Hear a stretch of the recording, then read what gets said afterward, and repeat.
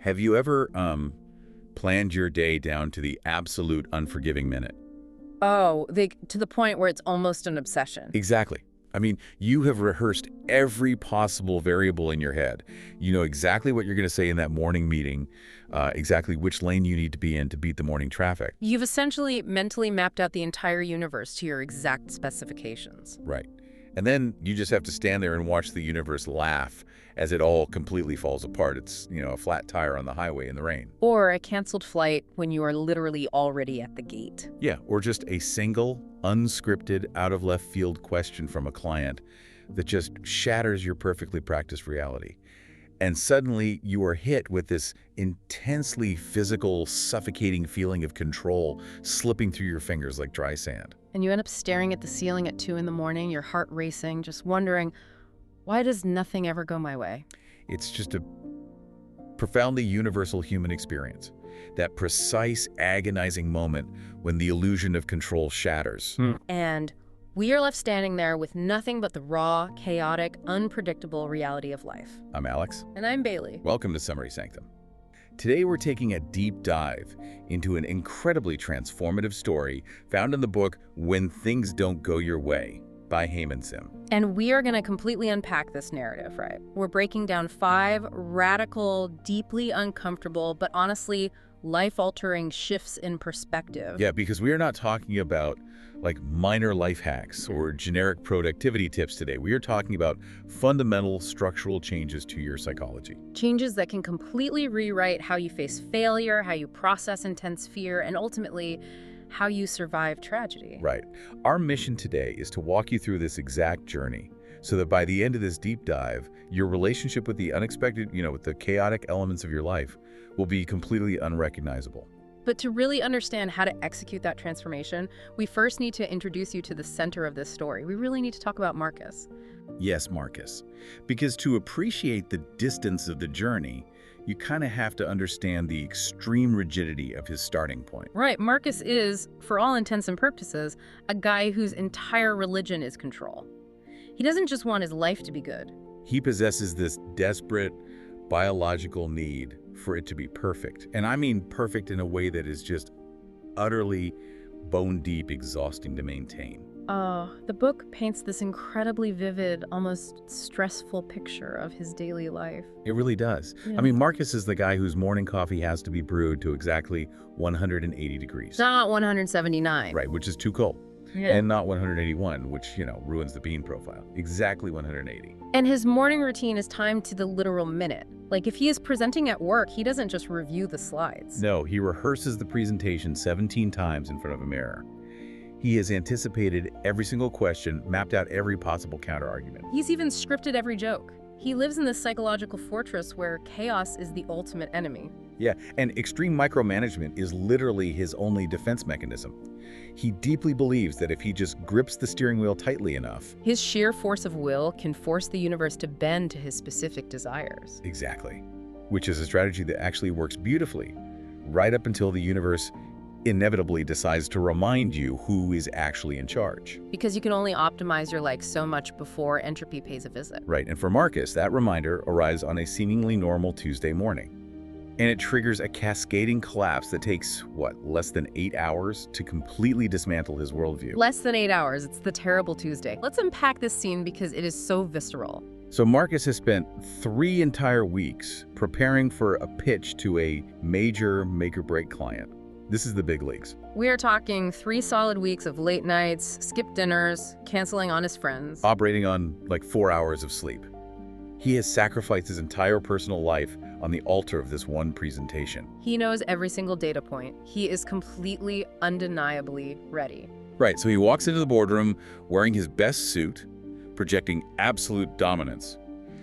He clicks the remote to transition to the 3rd slide, and the projector just goes black. Complete, sudden technical failure. And in that exact fraction of a second, the carefully constructed dam just breaks. Because he hasn't prepared for the projector failing, he prepared for the content. Right, he prepared for the things within his domain. So while the IT team is scrambling into the room, literally crawling under the oak tables, sweating, frantically trying to jiggle cables and reboot systems. Yeah, Marcus tries to just keep going from memory. He's trying to project calm, but his internal alarm system is just blaring. And the client's lead investor, who is one of those apex predators in the corporate world. Oh, the guys who can instantly sense the vulnerability and blood in the room. Exactly. He starts interrupting. He doesn't wait for Marcus to find his footing. He starts throwing out aggressive, high-level questions that go completely off the rehearsed script. The investor completely derails him. It is an ambush. By the time the projector is finally fixed and humming again, the damage is completely done. Marcus has totally lost his rhythm, his train of thought, and his authority in the room. His meticulously crafted narrative is just lying in pieces on the floor. 3 weeks of absolute, rock-solid, sleep-deprived confidence evaporates in about 3 minutes of real-time chaos. And then comes the aftermath, which is the part of the story that might actually be worse than the presentation itself. Oh, it's brutal. His manager, Sarah, pulls him aside in the hallway afterward, and she doesn't yell. She doesn't scream or throw her hands up. No, she just delivers this incredibly quiet, cutting, brutally professional line. She looks at him and says, "I expected better. This was supposed to be your moment." That is the kind of terrifyingly calm sentence that just echoes in your skull for days. Your moment. I mean, think about the weight of that phrasing. It implies a permanent loss. It implies that the one train to success has left the station, and you are left standing alone on the platform with your unread notes. Exactly. So the rest of Marcus's day is just a dissociative blur. He eats his lunch, but can't taste the food. The voices of his colleagues just turn into this dull, ringing background static. Because his brain has been hijacked by a relentless, agonizing replay loop of that failure. He keeps playing the moment the screen went black over and over. He's desperately trying to find a way to retroactively fix it in his head. And honestly, if you're listening to this right now, you know exactly what that feels like. We've all been there. That special, heavy kind of mental exhaustion. It's not the physical tiredness you get from the gym. No, it's the crushing, paralyzing gravity of carrying the weight of massive disappointment all day. So Marcus finally goes home. He drops his heavy leather bag by the door, doesn't even bother to loosen his tie properly. And just collapses face first onto his couch. The silence of his apartment feels absolutely deafening. So what does he do? He does exactly what every single one of us does in that situation. He pulls out his phone and starts mindlessly scrolling. He's desperate for any kind of cheap dopamine hit or digital distraction to numb the overwhelming physical sensation of failure. And that is exactly when the algorithm serves him a perfectly timed recommendation for Heyman Sim's book. When things don't go your way, what's truly fascinating here is that Marcus is not a reader. He is a spreadsheet guy.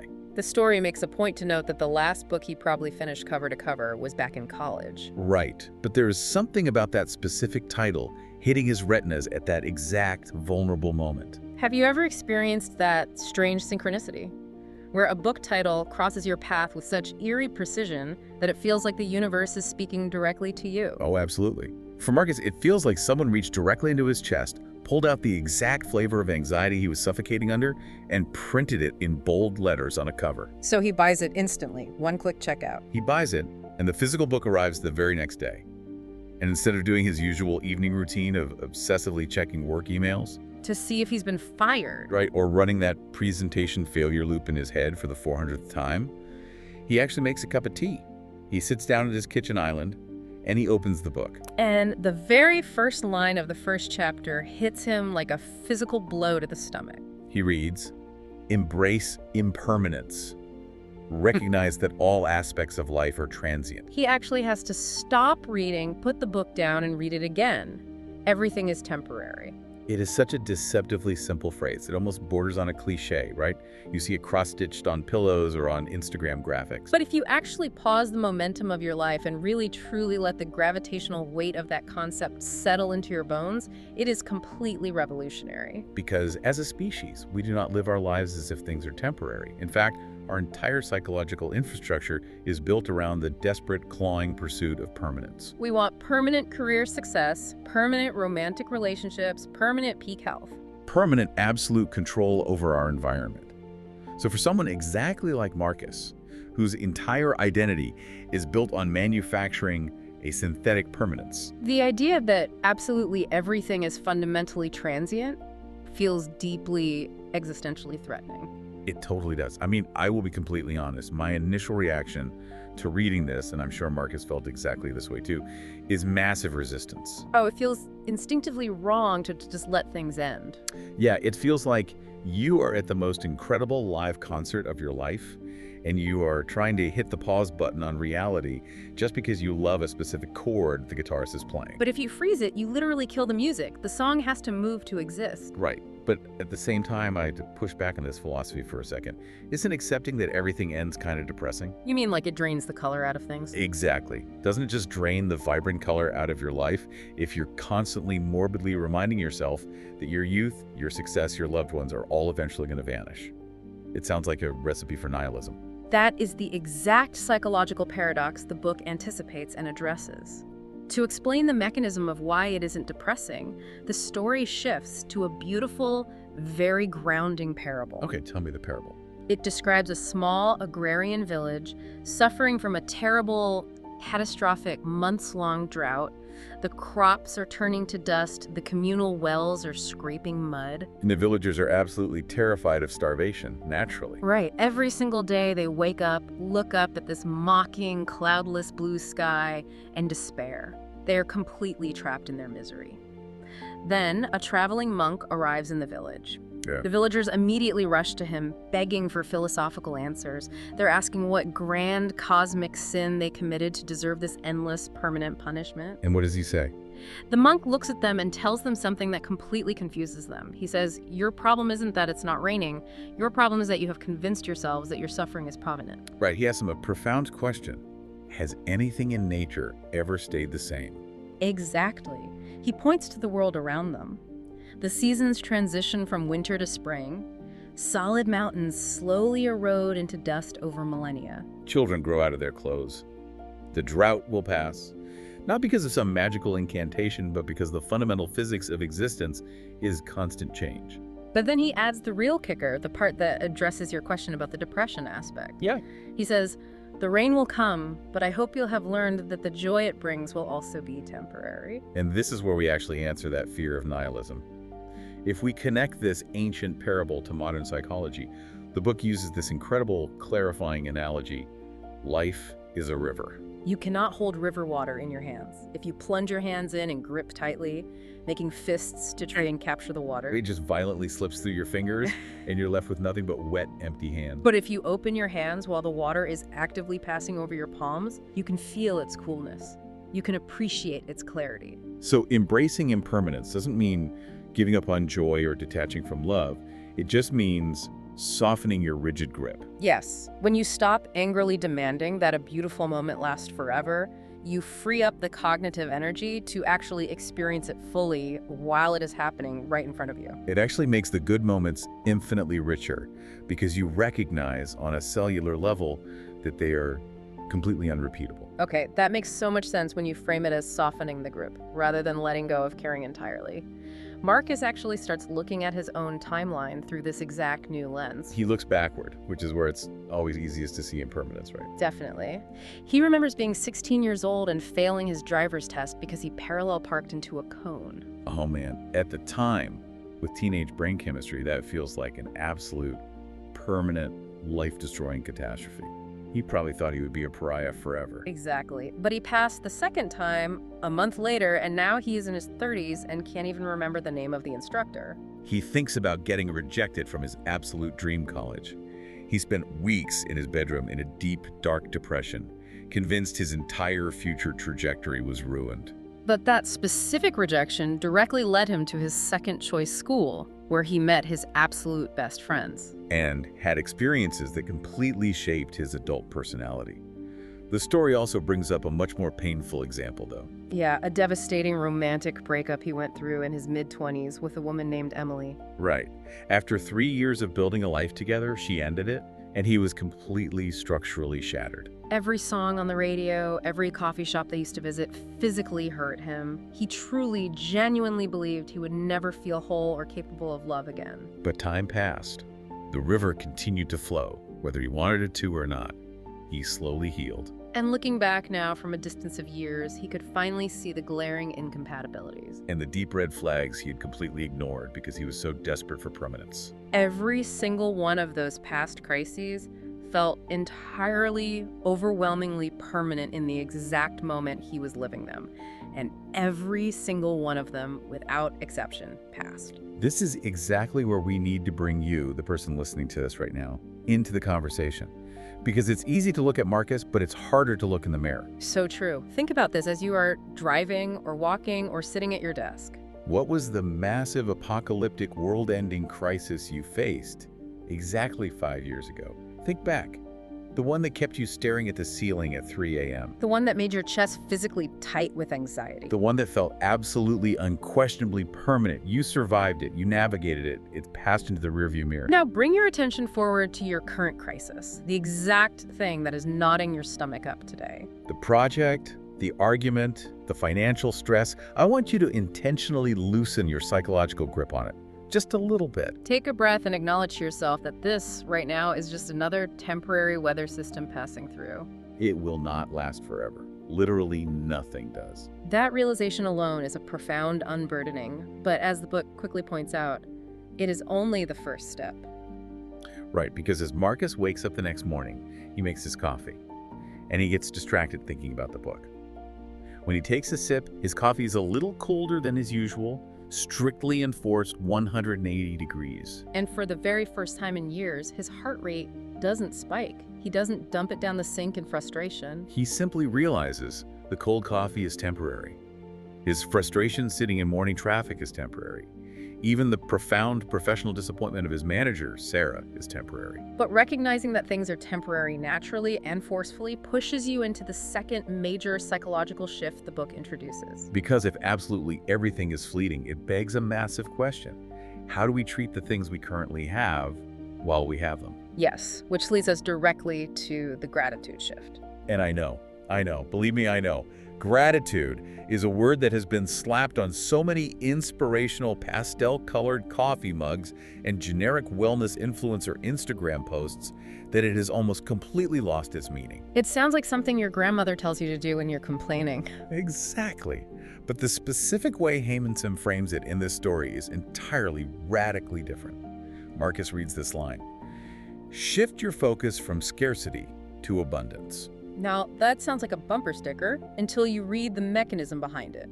The key insight is that abundance isn't something you acquire by buying more things or achieving higher status. Abundance is something you recognize. It's an act of observation, not acquisition.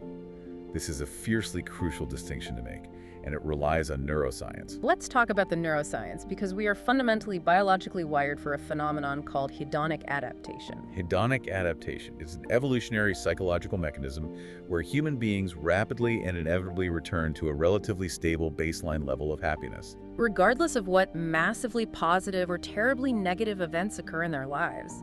Think about it. You grind for years, save up, and finally buy the absolute dream house. For the first month, you are thrilled every time you walk through the door.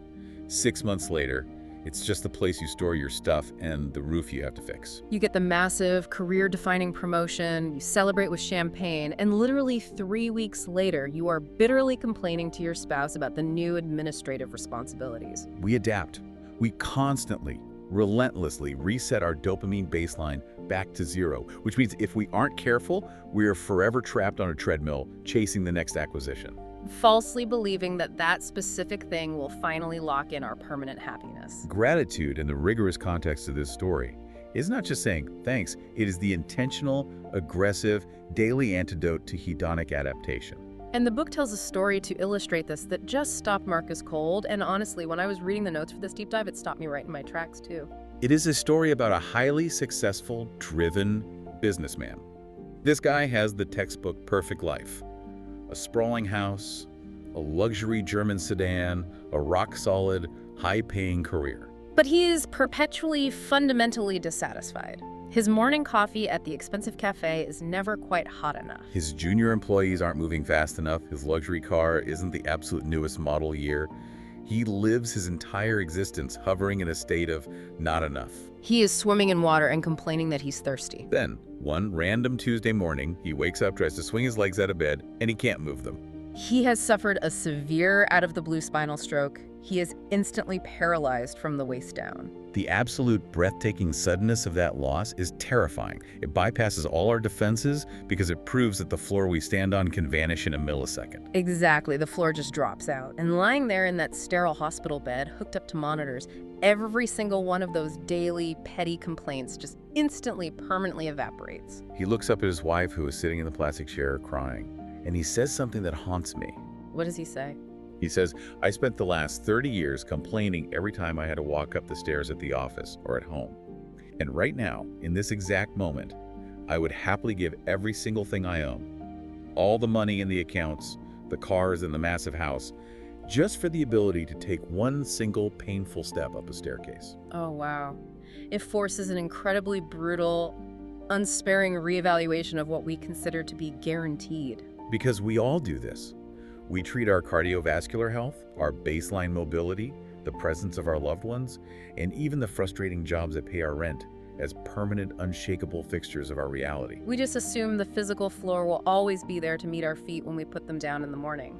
And that assumption breeds an incredible amount of ungrateful entitlement. But I want to pause here because Marcus is still a bit skeptical at this point in the book, and I completely get it. I am channeling Marcus a bit here, and probably a lot of people listening. What's the skepticism? When I hear extreme parables like the paralyzed businessman, my brain immediately throws up a defensive wall and goes, wait a minute, isn't this just the ultimate form of toxic positivity? Like you're just aggressively gaslighting yourself into accepting a genuinely bad or abusive situation? Exactly. Yeah. Oh, my massive presentation completely failed. I humiliated myself in front of the board, and my career trajectory might be totally destroyed, but hey, at least I have working legs. I get that. It feels like a massive psychological cop-out. It feels like a way to avoid dealing with the actual professional failure. Right. So how does the book handle that? That is an incredibly valid pushback, and it is exactly the resistance the book anticipates the reader will have. And it clarifies this by drawing a very sharp, very distinct line. Between gratitude and toxic positivity. Yes. Real functional gratitude is absolutely not toxic positivity. It is not denying your pain or burying your head in the sand. Toxic positivity is a delusion. Because it demands that you completely ignore the negative reality of a situation and rigidly force yourself to only look at the bright side. It tells you not to be sad. But real gratitude, as Heyman meticulously defines it, is dialectical. It is the capacity to hold the broken, painful things in one hand and the beautiful, functioning things in the other hand at the exact same time. It is looking directly at the failed presentation, acknowledging the profound, burning sting of that professional embarrassment, allowing yourself to feel the grief of that setback. While simultaneously, in the same breath, acknowledging the absolute miracle of a working body, a safe apartment to retreat to, and the cognitive capacity to learn from the mistake. It is about refusing to let the negative event completely blind you to the baseline positive reality. It's not either, it's both. And Marcus gets a deeply humbling, real-world masterclass in this exact concept shortly after reading that chapter. Oh, the encounter with Raymond. Yes. He is walking home from work one evening, feeling the residual sting of his failure, and he sees a homeless man sitting on the sidewalk on a piece of cardboard. Now, normally, old Marcus would deploy the standard urban defense mechanism. He would just keep his head down, walk a little faster, actively avoid eye contact, and pretend the man didn't exist. But today, the philosophy is bouncing around in his head. He stops. He reaches into his wallet and hands the man a $20 bill. The man looks up, makes direct, piercing eye contact, and says a very warm, very genuine thank you. God bless you. And Marcus, spurred by the concepts he's wrestling with, breaks the unwritten social rule and actually talks to him. He asks him, how do you do it? Seriously, how do you sit out here with literally nothing, exposed to the elements, and still say God bless and seem so genuinely warm about it? The man introduces himself as Raymond, and Raymond delivers a piece of lived wisdom that completely structurally humbles Marcus. Raymond doesn't give a cliche. He tells Marcus that when you go through the fire and lose absolutely everything, the corporate job, the mortgage, the social status, the respect to society, you are violently forced to see what actually matters for human survival. Raymond says, I notice when the winter sun finally comes out from behind a cloud and feels warm on my face. I notice when a stranger actually makes eye contact with me, instead of looking right through me like I'm a ghost. I notice when I wake up on this concrete and my body still functions enough to stand up. And then Raymond does something incredible. He looks at Marcus, really studies his tense posture and his exhausted eyes, and says, "You look like you're carrying the weight of the entire world on your shoulders." Most people who have everything miss all of that good stuff. They're too busy agonizing over wanting more to actually see what they already got. Maybe you need help too. Just let that sink in. A guy sleeping on a piece of damp cardboard is telling a six-figure corporate executive that he looks like he is the one who needs help. It's a massive, ego-shattering reality check for Marcus.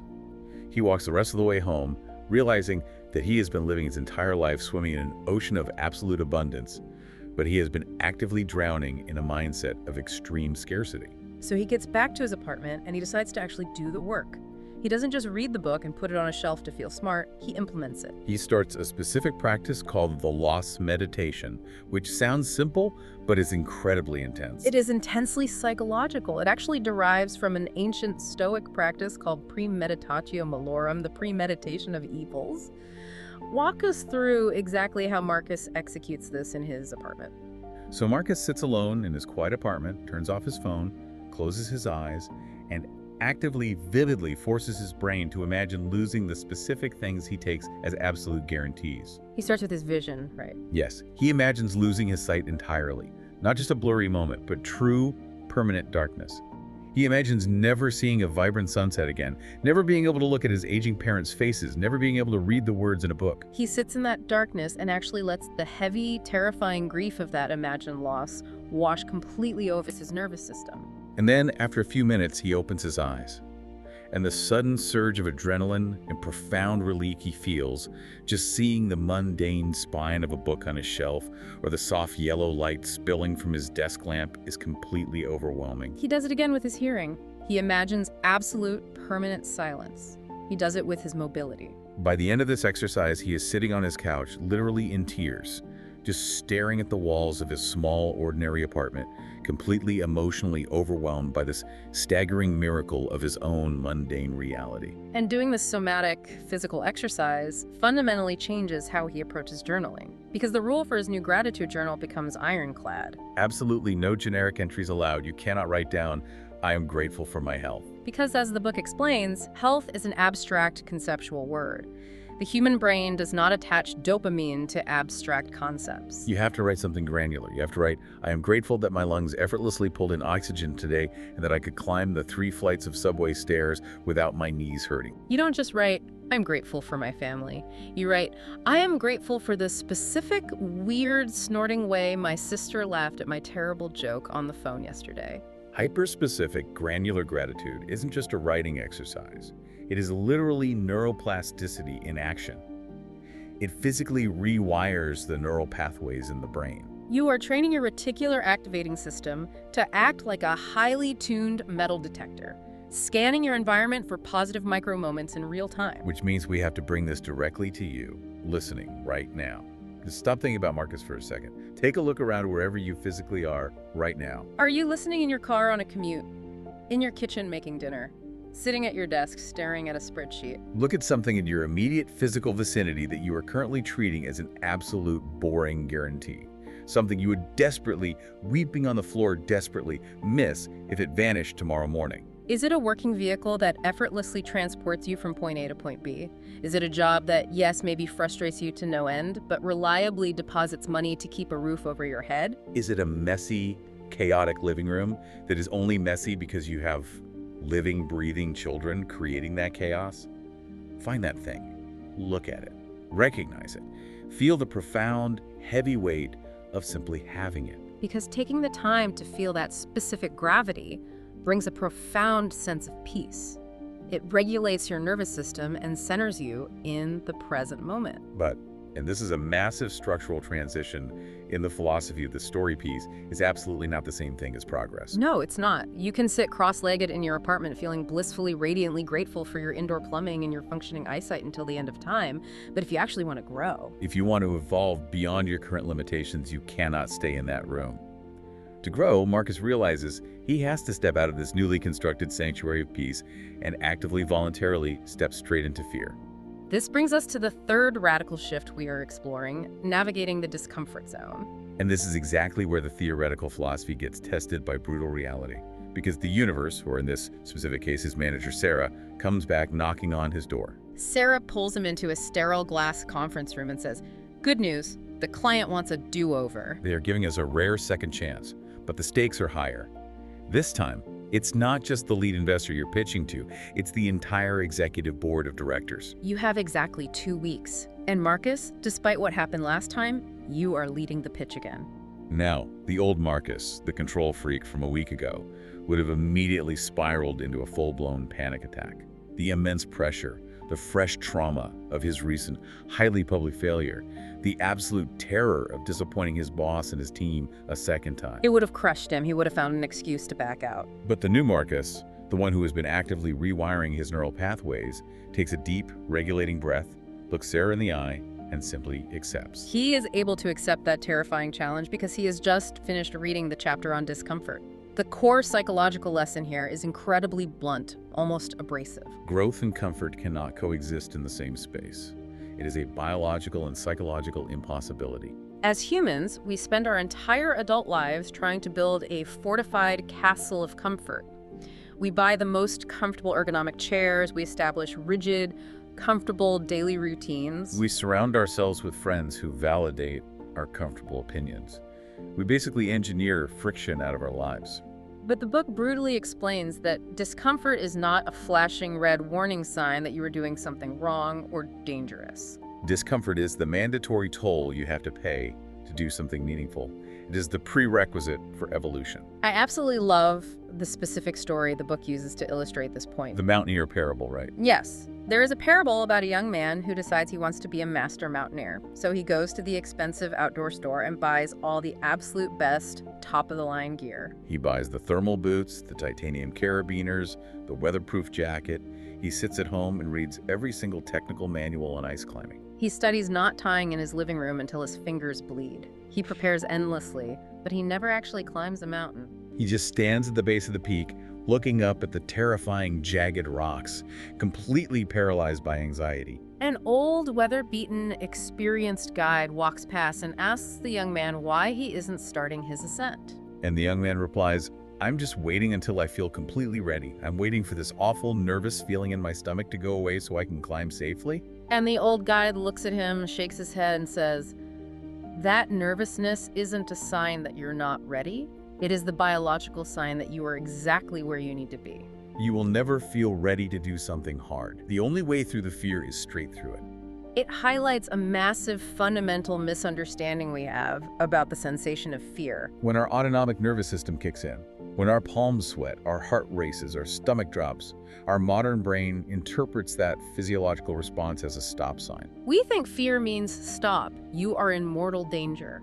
But in the context of psychological and professional growth, that exact same physiological response actually means pay close attention. Something incredibly important to your development is happening. So Marcus realizes, sitting in his apartment, that he has to fundamentally alter his relationship with his own nervous system. He has to start training himself to tolerate fear in the exact same way an Olympic athlete trains to tolerate lactic acid buildup and physical exertion. He has to systematically, daily expose himself to voluntary discomfort so his amygdala stops interpreting public speaking as a literal saber-toothed tiger attack. Right, because I always like to think of the comfort zone as a physical muscle. If you sit on a soft couch for an entire year and never lift anything heavier than a remote control, your muscles physically atrophy. They waste away. Similarly, if you never leave your psychological comfort zone, if you never have a hard conversation or take a creative risk, your psychological resilience completely atrophies. So Marcus decides to start basically lifting heavy weights with his nervous system. He implements a rigorous daily discomfort practice. Every single morning, before he can talk himself out of it, he turns his shower dial to freezing cold and stands under it for exactly 3 minutes. And if you have ever tried this, you know the absolute shock of it. Your brain immediately starts screaming at you, "Get out! This is terrible! We are freezing! We are going to die!" But he forces himself to stay. He breathes through the panic. He is consciously teaching his brain that the shock of discomfort is highly unpleasant, but it will not kill him. He is building distress tolerance. Exactly. It is highly controlled, voluntary adversity. And because the nervous system is interconnected, building that tolerance in the shower naturally spills over into the rest of his life. At work, in a high-stakes strategy meeting, instead of just quietly nodding along with the safe, boring consensus like he usually would to avoid rocking the boat, he actually raises his hand. He speaks up and suggests completely changing their approach to the upcoming presentation. That's a terrifying social risk for a guy who just failed spectacularly in public. But he does it anyway. After work, he drives to a local Brazilian jiu-jitsu gym. Now, Marcus is a spreadsheet guy. He is completely uncoordinated. He is terrible at it. He spends an hour getting pinned to the sweaty mat by guys half his size, looking incredibly foolish, gasping for air. But he makes peace with the acute ego discomfort of being a clumsy beginner. And then he takes the ultimate risk. He calls his father and initiates a deeply vulnerable, highly uncomfortable conversation about the emotional distance in their relationship. Which, let's be honest, for many adults is vastly more terrifying than getting choked out on a gym mat. He is aggressively, intentionally seeking out the friction. But he knows, and the reader knows, that the real test, the absolute climax of this particular section of his life, is the upcoming board presentation. Because you could take all the icy cold showers you want, and you can get tapped out in jiu-jitsu every night, but standing in front of the executive board of directors is the final boss fight. And 3 days before the massive pitch, Marcus almost completely breaks. He is pacing in his apartment, practicing his opening lines, and the memory of the projector failing suddenly floods his system. The panic is visceral. His throat physically closes up. He can't catch his breath. He actually picks up his phone, hovers over Sarah's contact name, and genuinely considers faking a severe illness. He wants to beg her to let the junior associate do the pitch, which is the most natural, biologically predictable reaction in the world. His brain is frantically trying to protect him from experiencing the trauma of social humiliation a second time. But as he holds the phone, he remembers the core lesson of the mountain guide. Courage is not the magical absence of fear. Courage is the decision to take meaningful action despite the overwhelming presence of fear. He realizes, with sudden clarity, that if he runs away and makes that phone call right now, his comfort zone will shrink around him permanently, like a psychological prison cell. He will never pitch again. So he puts the phone down, he goes in, and he presents. And the book doesn't sugarcoat this. It's not a movie where he suddenly becomes James Bond. As he stands at the front of the boardroom, his hands are literally visibly shaking as he clicks to the first slide. His voice has a noticeable tremor in the first 2 sentences. But the crucial difference is he doesn't try to hide it, and he doesn't let the tremor stop him. He actually takes that massive surge of nervous, jittery, adrenaline-fueled energy and consciously channels it into raw passion for the material. He speaks with deep conviction. When an executive tries to interrupt him, he handles it smoothly, without freezing. He absolutely nails it. And afterward, in the hallway, Sarah looks at him and delivers the exact opposite of her previous criticism. She says, "Amateurs wait around until they feel completely ready. Professionals do it scared." Professionals do it scared. That is a brilliant, diamond-sharp distillation of the entire concept. The fear absolutely did not leave Marcus. His relationship to the fear changed. He stopped acting like a hostage negotiator, demanding that the fear completely leave the building before he took any action. Which brings us directly back to you, sitting there listening to this. I want you to ask yourself a very hard, very honest question right now. Where in your own life are you currently standing at the freezing base of the mountain, holding all the expensive gear, endlessly reading the manuals, waiting to magically feel ready? Are you waiting to feel ready to finally start writing that book? Are you waiting for the fear to pass before you launch the business? Are you waiting to feel perfectly calm before you initiate that incredibly difficult relationship-defining conversation with your partner? Listen to me. You will never feel ready. The fear will always be there.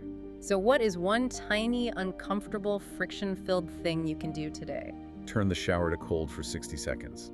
Make the phone call you've been dreading. Have the conversation. Do one single thing today just to prove to your own primitive brain that discomfort will not physically break you. But here is where Heyman Sim's narrative takes a truly fascinating, deeply complex, and emotionally difficult turn. Because you can spend months building this impressive, calloused muscle of courage. You learn to endure the icy water, to confidently face down the boardroom, to relentlessly fight your way through the daily friction. But what happens when that hard-won, aggressive courage needs to be deployed not to fight a battle, but to actively surrender? What happens when leaning in and pushing harder is actually the exact wrong move, and the bravest, most difficult thing you can possibly do is simply open your hand and walk away.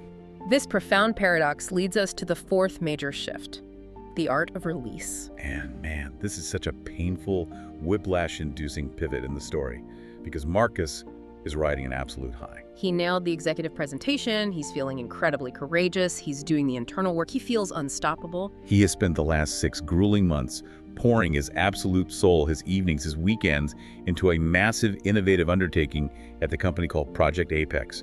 It is his baby.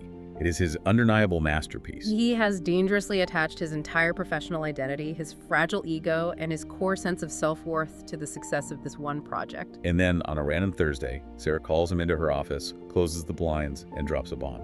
Due to sudden, unforeseen macroeconomic conditions, the executive board has drastically shifted their financial priorities. Project Apex is canceled. Immediately, entirely defunded. 6 months of obsessive, brilliant, identity-defining work, just gone in a 5-minute meeting. And the emotional devastation he experiences isn't just about lost hours. It is profound because he hadn't just invested his time, he had invested his core identity. He had fallen into the trap of identity foreclosure. In his mind, the equation was simple. If Project Apex succeeds, Marcus is a success. If Project Apex is canceled, Marcus is canceled. He goes back to his desk and feels completely, fundamentally shattered. He angrily texts his friend David, furious, wondering aloud why all this stoic philosophy and gratitude journaling he's been doing isn't protecting him from this excruciating pain. He feels betrayed by the book. And David, being a good friend, gently texts back and points out that maybe he hasn't actually learned the hardest lesson yet. Yeah. The lesson of letting go. To illustrate this, the book dives into the story of the monkey trap, which is just a brutal, flawless metaphor for human psychology. In certain parts of the world, indigenous hunters catch monkeys using an incredibly simple, low-tech trap.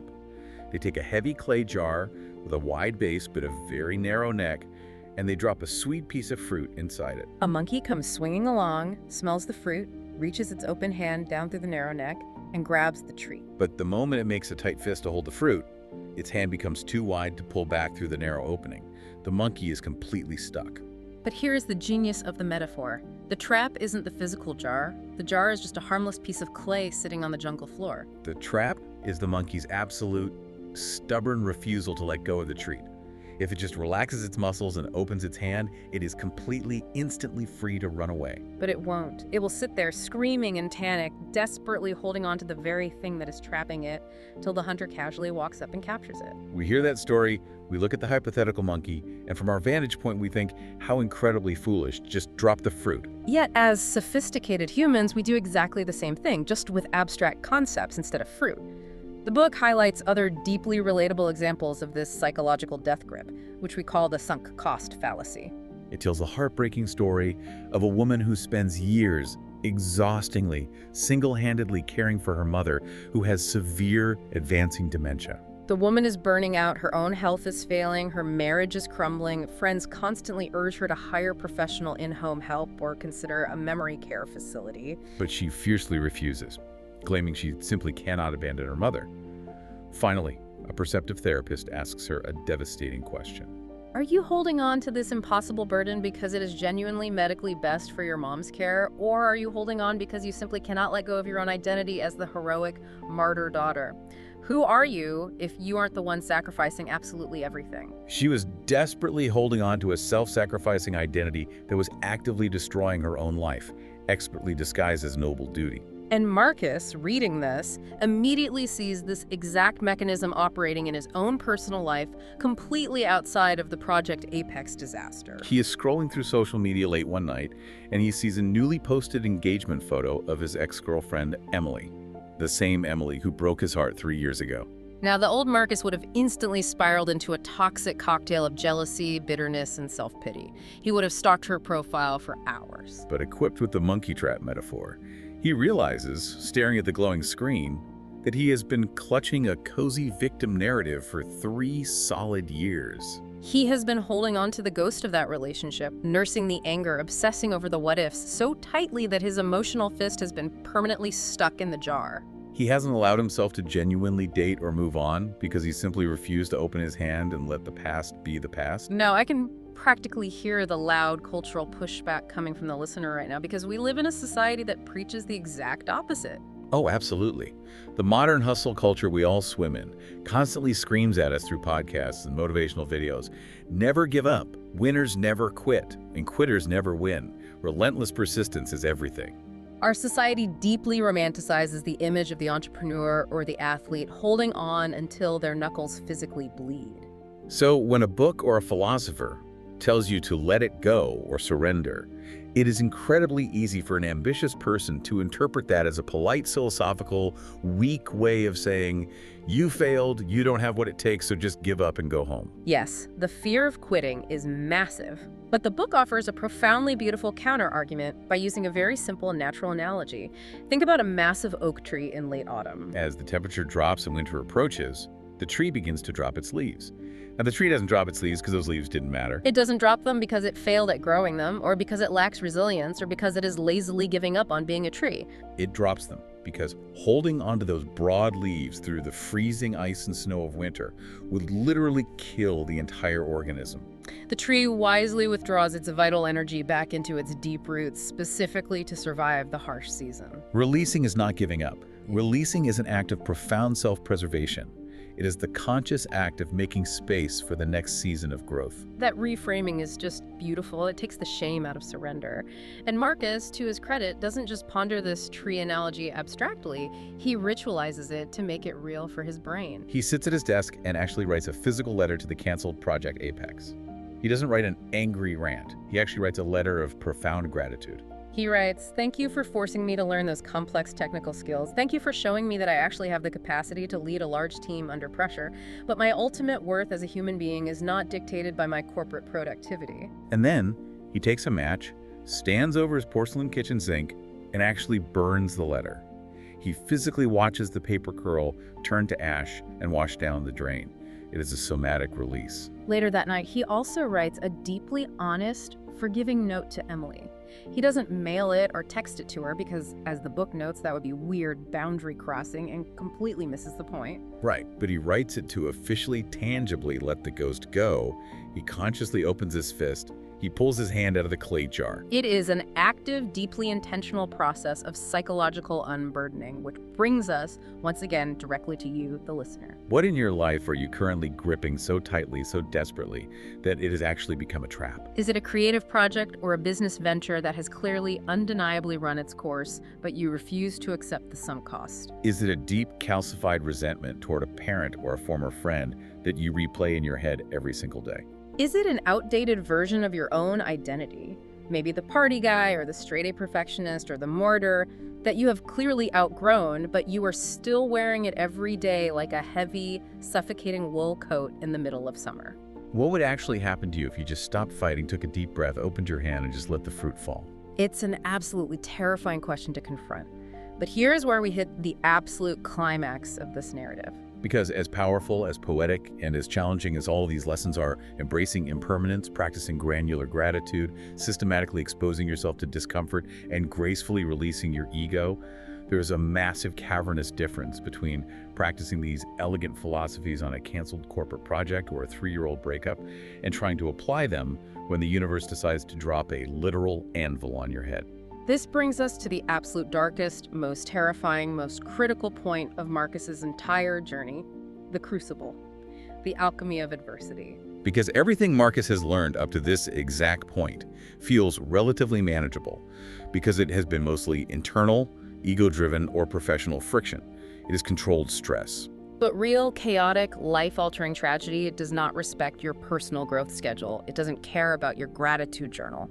At 2:47 a.m. on a Tuesday, Marcus's phone rings on his nightstand.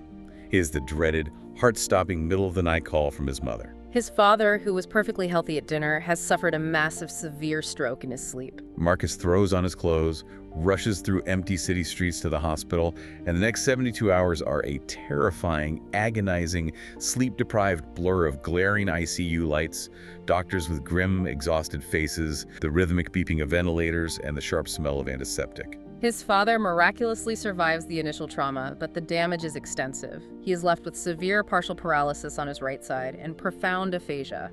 He struggles to form basic words. The vibrant, capable, fiercely independent man Marcus has known his entire life is suddenly lying in a bed, crying because he is struggling to lift a plastic spoon to his mouth. And observing this completely breaks Marcus. Sitting alone in the dark in his parents' quiet backyard, physically and emotionally exhausted, terrified of the future, he feels like all of his newfound Stoic philosophy is a complete insulting joke. It feels hollow and completely useless in the face of raw medical trauma. Seeking any kind of anchor, he opens Heyman Sim's book, Under the Porch Light, desperately looking for a lifeline. And his eyes land on the chapter title, View Difficulties as Opportunities. And Marcus is instantly, violently disgusted. He actually feels physically repulsed by the ink on the page. He wants to throw the book into the bushes. It sounds like the absolute worst, most degrading, most insulting kind of toxic positivity. How dare a self-help author tell him that his strong, proud father lying in a hospital bed, humiliated and unable to speak, is a shiny new opportunity. That visceral reaction of disgust is incredibly important to the integrity of this story. If the book had simply offered a platitude, if it had just said, hey, smile through the pain, God has a plan, everything happens for a reason, it would be complete garbage. It would be entirely dismissive of human suffering. But the book does not do that. It offers a very different, much more grueling perspective through the ancient story of the master sculptor. The parable goes like this. A young apprentice stands in a dusty studio, watching a master sculptor violently striking a pristine block of raw marble with a heavy iron chisel and a mallet. To the apprentice, it looks like destruction. It looks like violence. He asks the master how he manages to create such breathtaking beauty from something so rough and chaotic. The master stops, wipes his brow, and says, I don't create the beauty. The statue is already inside the marble. This difficulty, these violent, heavy strikes of the chisel, isn't destroying the beauty. It is simply chipping away absolutely everything that isn't the statue. The difficulty itself is the revelation. Let's look at how Marcus applies this. Marcus starts going with his dad to the grueling physical therapy sessions in the hospital rehab wing. It is absolutely brutal to watch. His dad is straining, sweating profusely, grunting in pain, just trying to intentionally move his paralyzed arm a single inch across the table. And you can see the absolute crushing defeat welling up in his dad's eyes. His dad stops, exhausted, and manages to slur the words, I'm failing, I can't do it. And the physical therapist, who has seen this 1,000 times, stops him and says something so profound it completely shifts Marcus's paradigm. She says failing would be choosing not to try. What you're doing right now in this exact moment of extreme struggle is rewiring your brain. You are actively forcing neuroplasticity. You are building brand new neural pathways through the damage. The struggle is the cure. Now, Bailey, this is where we really have to pause and tackle the listener's inherent skepticism, because it is the giant elephant in the room. You rightly pointed out earlier that telling someone a stroke is an opportunity feels insulting. Right. How do we responsibly reconcile this concept of the alchemy of adversity without invalidating real, devastating, life-altering trauma? I'm glad we're pausing here, because I have to stop you and push back hard on this. I want to be extremely careful with this messaging. Go ahead, it's an important point. Because if someone listening to this deep dive just lost a child, or was just diagnosed with terminal cancer, or is fleeing a war zone, we cannot just hand them a metaphorical hammer and say, congratulations on the trauma, look at all the wonderful sculpting you get to do. That is not just unhelpful, it is deeply morally grotesque. It puts the burden of finding a silver lining on a victim who can barely breathe. Exactly. So how does the book handle this without being terrible? You are absolutely right, and it would be cruel. And the book clarifies this exact distinction beautifully through a late-night conversation Marcus has with his friend David in the hospital cafeteria. Okay, what does David say? Marcus is crying, and he tells David that the stroke itself is absolutely not a good thing. It is not a hidden blessing. It is a tragedy. Full stop. It is awful, and it shouldn't have happened. Okay, good. That validation is necessary. However, David gently points out the philosophical framework. The first tragedy is the stroke itself. That is the unavoidable suffering of life.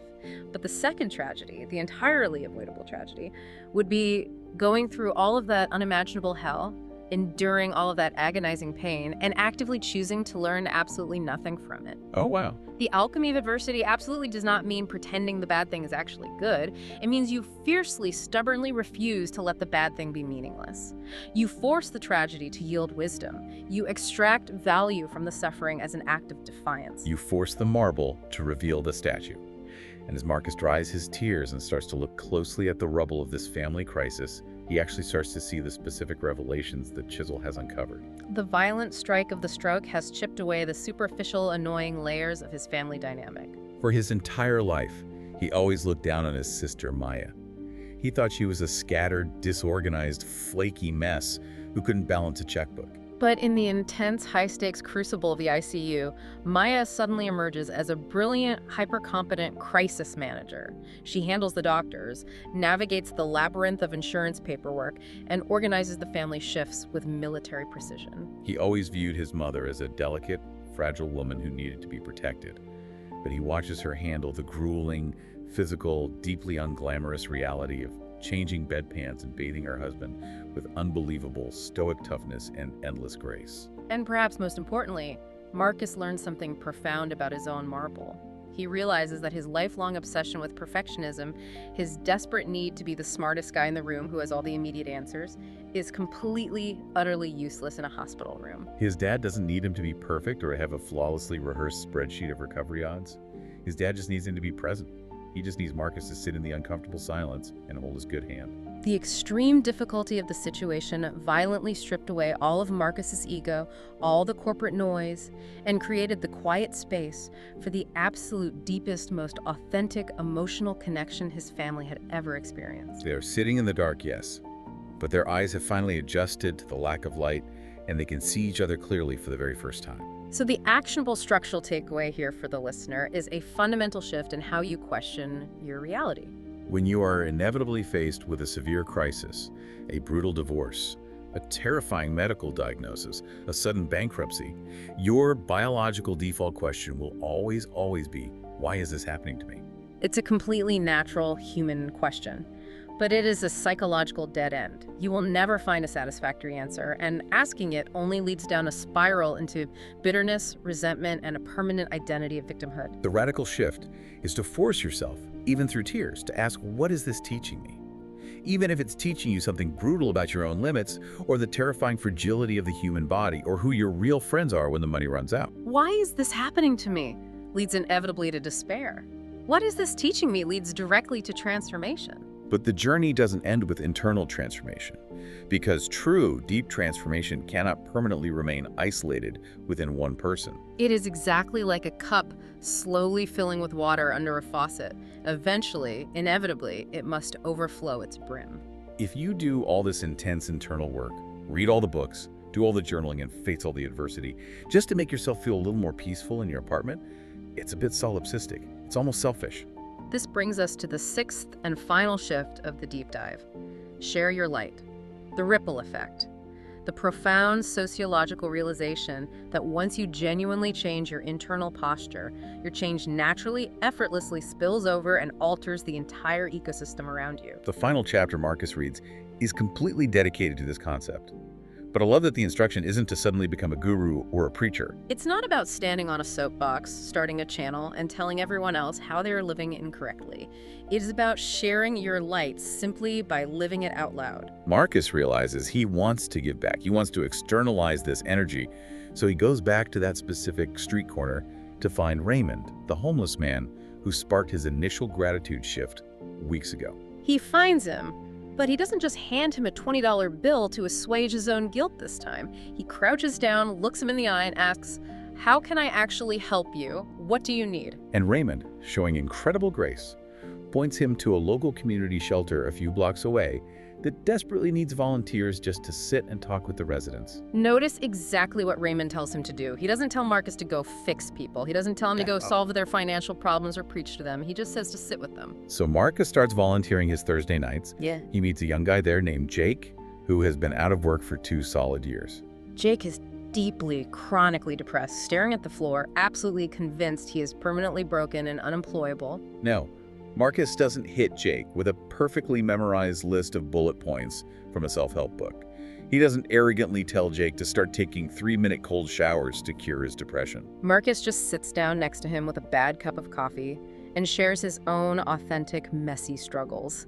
He talks openly about his humiliating presentation failure, the ongoing terror of his dad's stroke, his own crippling anxiety and fear of the future. And that specific vulnerability is the master key. because Jake looks at Marcus, this clearly successful, well-dressed, put-together corporate guy, and hears him openly admitting that he is scared, that he fails publicly, and that he's just figuring it out day by day too. It shatters Jake's illusion that everyone else has it easy. It makes it psychologically safe for Jake to try again without the pressure of having to be perfect. Inspired entirely by Marcus's messy reality, Jake goes to the library the next day and applies for a job for the very first time in 2 years. And we see this exact same ripple effect happen back at the corporate office too. Marcus is mentoring a very anxious junior employee named Lisa. Lisa makes a significant mathematical mistake on a client report and completely publicly spirals. She is catastrophizing in her cubicle, absolutely convinced she's going to be fired by the end of the day, drowning in the exact kind of toxic perfectionism Marcus used to suffer from. Which is beautifully exactly who Marcus used to be. He is looking at a mirror image of his former self. Right, so instead of giving her a stiff corporate reprimand or telling her to just be more careful, Marcus pulls his chair up and casually tells her the entire embarrassing story of his own catastrophic failure. The projector going black, the investor tearing him apart, the brutal dressing down from Sarah in the hallway. He shows Lisa, through his own scars, that mistakes are absolutely not an indictment of your core identity or your worth as a human being. They are just raw data. They're just neutral information on how to build a better system next time. Lisa immediately takes a breath, her nervous system calms down, she fixes the spreadsheet, and she stops beating herself up. The true emotional culmination of this ripple effect happens back at his parents' house a few weeks later. His dad, who is still fighting through grueling rehab, still struggling immensely with his speech, looks at Marcus across the kitchen table. He slowly, deliberately forces his mouth to form the words, and he tells Marcus that he has become soul strong. He tells Marcus that before the stroke, before all of this, Marcus was always running, always stressed, always staring at his phone, living completely in a hypothetical future. But now, even in the middle of this terrifying medical nightmare, Marcus is truly deeply present in the room. The entire family dynamic has shifted from panic to resilience simply because Marcus shifted his own internal posture. Now, I want to jump in with one final analogy here because it is so incredibly easy for high achievers to get this specific step completely wrong. People so often think they need to be perfectly healed, perfectly enlightened, with zero anxiety before they are qualified to help anyone else. It's like thinking you need to earn a 3-star Michelin rating before you are allowed to cook a simple warm meal for a hungry, exhausted friend. Marcus absolutely did not wait until he was some enlightened Zen master floating 3 feet above the ground to start helping Jake or Lisa. He was still actively dealing with the daily grief of his dad's stroke. He was still battling his own morning anxieties. He was still making mistakes at work. He was still a mess. Yeah. He was just a vastly more intentional, aware mess. That is perhaps the most profound sociological point of this entire deep dive. At the very end of the story, because of his work at the shelter, Marcus is asked to speak in a small community workshop about finding meaning in difficulty. He stands up in front of this diverse crowd of people. There's a grieving widow in the front row, a failing high school teenager in the back, a terrified retiree facing bankruptcy. And as he looks at them, he is terrified. His hands are shaking just like they did in the boardroom. But he grips the podium, leans into the microphone, and starts by saying, "I do not have it all figured out." He openly admits his ongoing daily struggle to apply these principles, and it is precisely that flickering, imperfect, highly vulnerable light that actually illuminates the path for the audience. A blinding, perfect, flawless spotlight is intimidating. It makes people feel worse about their own shadows. But a flickering, messy candle in the dark is something people can actually gather around to get warm. Which gives you, the listener, your final actionable takeaway of this section. Your authentic, messy, in-progress struggle is infinitely more inspiring to the people around you than your highly polished, carefully curated successes. Your perfectly posed vacation photos don't help anyone survive their day. Your willingness to look at a friend and say, "I'm having a really hard time right now, I am scared, but I'm trying my best," gives everyone around you the silent permission to drop their own heavy masks and keep trying too. Do not wait to be completely fixed to share the reality of your journey. So as we pull all of these complex threads together and zoom out, let's seamlessly recap the profound sequential architecture of this transformation. It begins with the initial awakening, the terrifying but liberating realization that you cannot hold the river. It is the understanding that actively embracing the impermanence of all things, both the terrible storms and the beautiful sunsets, is the absolute foundational bedrock of lasting peace. Then you take that theoretical piece and you rigidly ground it in reality with hyper-specific, granular gratitude. You physically train your brain's reticular activating system to act like a radar, constantly recognizing the staggering abundance that is already sitting quietly in your living room, violently fighting back against the biological gravity of hedonic adaptation. But you recognize that peace must always be paired with forward motion. So you begin to treat your comfort zone exactly like a physical muscle that must be intentionally, repeatedly torn through voluntary discomfort in order to grow stronger. You learn to interpret fear as a compass, and you take action not when the fear finally dissipates, but while your hands are still visibly shaking. Then you learn the delicate art of balancing that relentless fight with graceful surrender. You learn to recognize the monkey trap in your own life. You identify the dead corporate projects, the toxic past relationships, the outdated identities, and the bitter resentments you were desperately holding on to. And you find the immense, quiet strength to open your fist and let them fall, simply so the tree can survive the winter. And when real, unavoidable tragedy inevitably strikes your life, you face the crucible head-on. You absolutely do not insult your own genuine pain with cheap, toxic positivity, but you fiercely, stubbornly refuse to let the agonizing suffering be meaningless. You allow the heavy, violent chisel of adversity to chip away your ego, revealing the deep strength and authentic connection that was hidden beneath the surface marble all along. And finally, you refuse to hoard that wisdom. You don't keep it to yourself. You share your flickering, imperfect, highly vulnerable light with the world around you, proving through your actions that we are all just walking each other home through the dark. The narrative of the book concludes exactly 1 year later.